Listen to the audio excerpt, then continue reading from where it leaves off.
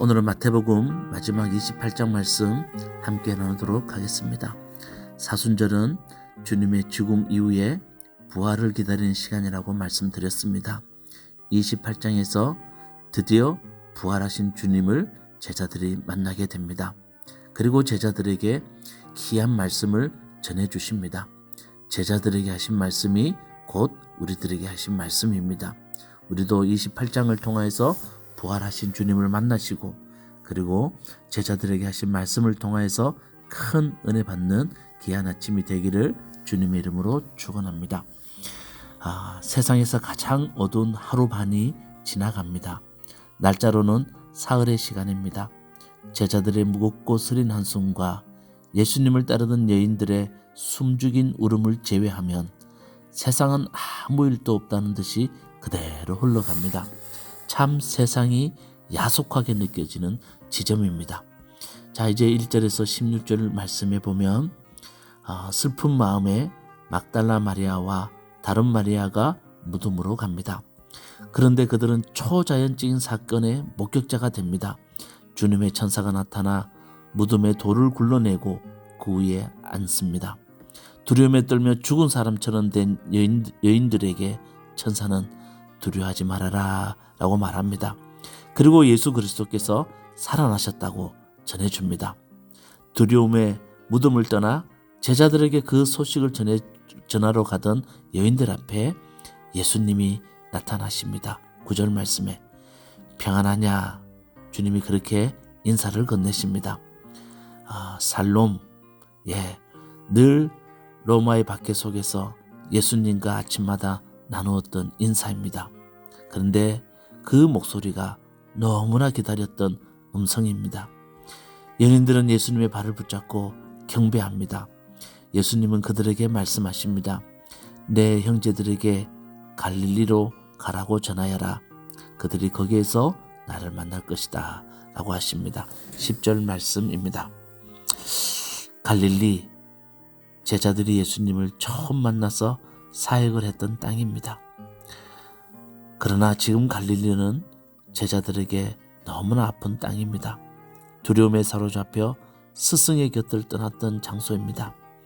제자들은 스승의 죽음에 대한 절망보다 오히려 자신에 대한 절망이 더 컸을 겁니다.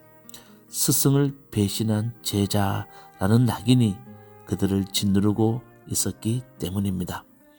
그러나 예수님은 제자들의 마음을 너무나 잘 알고 계십니다. 제자들은 배신했지만 부활하신 예수님은 그들을 형제라고 부르십니다. 그리고 절망과 아픔의 땅이었던 갈릴리를 다시 희망의 땅으로 바꾸기 위해 그곳에서 만남을 약속하십니다. 처음 시작했던 바로 그 자리에서 또 다른 시작을 준비하자는 겁니다. 스승은 그 자리에서 제자들을 기다리시겠다고 그렇게 말씀하십니다. 아픔이 있는 곳에, 절망이 있었던 곳에 이제 새로운 시작을 하자고 주님이 말씀하십니다. 여러분, 그렇습니다.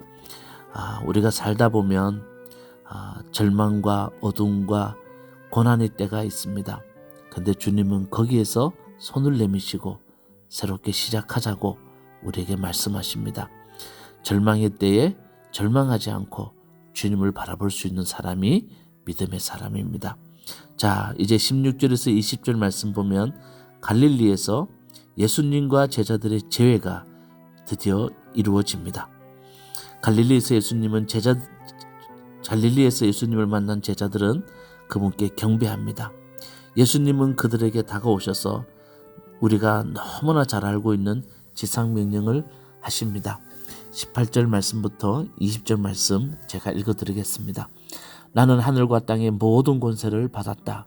그러므로 너희는 가서 모든 민족을 제자로 삼아서 아버지와 아들과 성령의 이름으로 세례를 주고 내가 너에게 명령한 모든 것을 그들에게 가르쳐 지키게 하여라. 보아라, 내가 세상 끝날까지 항상 너희와 함께 있을 것이다. 부활하신 주님이 제자들에게 주신 말씀입니다. 제자들에게 주신 이 말씀은 곧 우리들에게 하신 말씀입니다. 주님이 이렇게 말씀하십니다. 너희는 가서 모든 민족을 제자로 삼아서 아버지와 아들과 성령의 이름으로 세례를 주고 내가 너희에게 명령한 모든 것을 가르쳐 지키게 하여라. 이렇게 말합니다. 주님이 주신 모든 명령을 가르쳐 지키게 하라고 말합니다. 여러분, 주님이 주신 가장 소중한 교훈이 뭔지 아십니까? 바로 십자가와 부활입니다. 죽으면 산다는 겁니다. 이 복음을 사람들에게 가서 가르치라는 겁니다. 그리고 생명이 가장 소중하다는 이 복음을 가지고 가서 사람들에게 보여주고 가르치고 또 실천하라고 주님이 말씀하십니다. 그리고 마지막으로 부활한 내가 세상 끝날까지 항상 너희와 함께 있을 것이다. 이렇게 말씀하십니다. 주님이 언제나 함께 하신다는 임마누엘의 선포가 마태복음의 마지막 메시지입니다. 여러분, 마태복음의 시작이 어떻게 됩니까? 예수님의 탄생을 임마누엘, 주님이 우리와 함께 하신다 라고 시작하지 않습니까? 그리고 마태복음의 마지막도 임마누엘로 끝이 납니다. 이 땅의 가장 놀라운 복음은 주님이 우리와 함께 하신다는 겁니다. 여러분, 이 말씀을 꼭 가슴에 새기시기 바라겠습니다. 우리가 어떤 곳에 있든 주님이 우리와 함께 하시고 우리를 지켜주시고 우리를 보호하시고 우리와 함께 역사하신다는 이 놀라운 소식을 가슴에 새기시는 정말 아침이 되기를 바라겠습니다. 부활하신 주님이 우리에게 들려주시는 이 마지막 메시지가 여러분들에게 큰 힘이 되기를 주님의 이름으로 축원합니다. 기도하시겠습니다. 주님이 부활하셨습니다. 죽으면 사신다는 이 놀라운 사실을 우리에게 보여주셨습니다. 우리도 주님을 따라서 죽으면 산다는 이 놀라운 복음을 우리의 삶으로 실천해낼 수 있는 저희들 되게 하여 주시옵소서.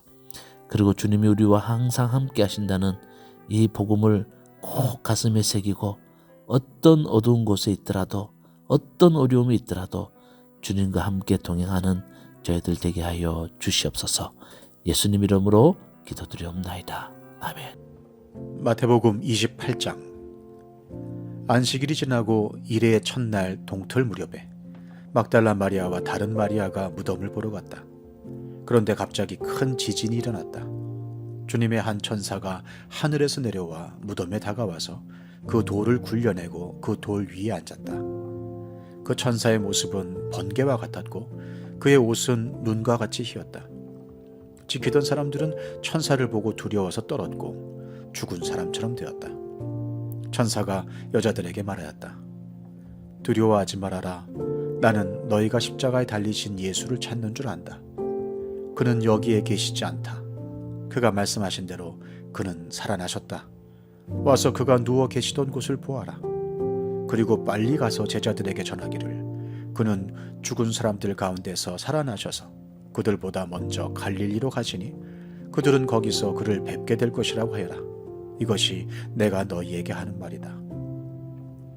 여자들은 무서움과 큰 기쁨이 엇갈려서 급히 무덤을 떠나 이 소식을 그의 제자들에게 전하려고 달려갔다. 그런데 갑자기 예수께서 여자들과 마주쳐서 평안하냐 하고 말씀하셨다. 여자들은 다가가서 그의 발을 붙잡고 그에게 절을 하였다. 그때 예수께서 그 여자들에게 말씀하셨다. 무서워하지 말아라. 가서 나의 형제들에게 갈릴리로 가라고 전하여라. 그러면 거기에서 그들이 나를 만날 것이다.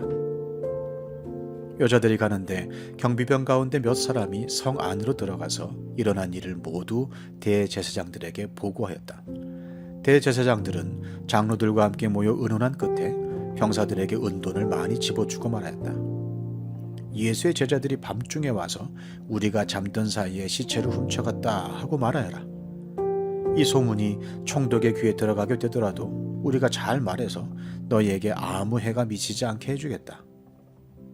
그들은 돈을 받고서 시키는 대로 하였다. 그리고 이 말이 오늘날까지 유대인들 사이에 널리 퍼져 있다. 11제자가 갈릴리로 가서 예수께서 일러주신 산에 이르렀다. 그들은 예수를 뵙고 절을 하였다. 그러나 의심하는 사람들도 있었다. 예수께서 다가와서 그들에게 말씀하셨다. 나는 하늘과 땅의 모든 권세를 받았다. 그러므로 너희는 가서 모든 민족을 제자로 삼아서 아버지와 아들과 성령의 이름으로 세례를 주고 내가 너희에게 명령한 모든 것을 그들에게 가르쳐 지키게 하여라. 보아라, 내가 세상 끝날까지 항상 너희와 함께 있을 것이다.